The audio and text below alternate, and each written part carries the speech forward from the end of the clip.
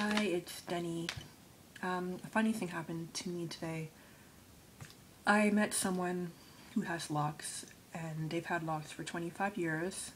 So people that have been growing their locks that long, you can kind of guess how long their locks are. It's past their hips most of the time, and this particular person had locks that were down to their ankles. And it was just so weird being in a situation where all of a sudden I'm not the person people are looking at when they walk by.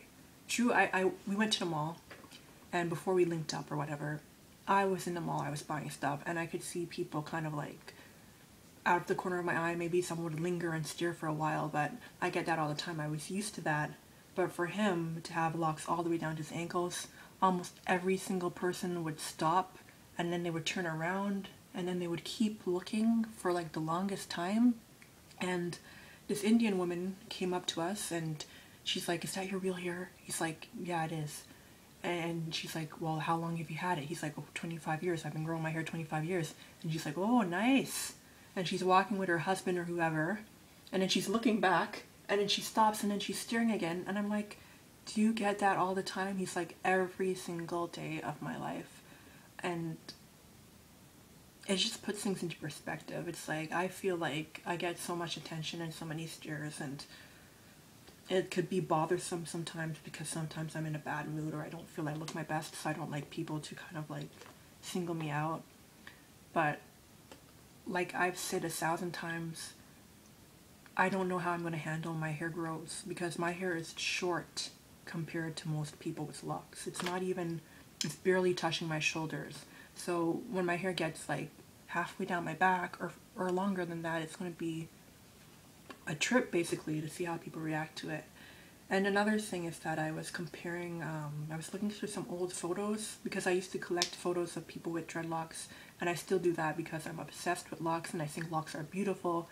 But I found some photos of when I was just starting my locks and I was trying to decide what size I wanted, and I don't remember if it was a male or a female, but they had the size I wanted, and their hair looked like rope.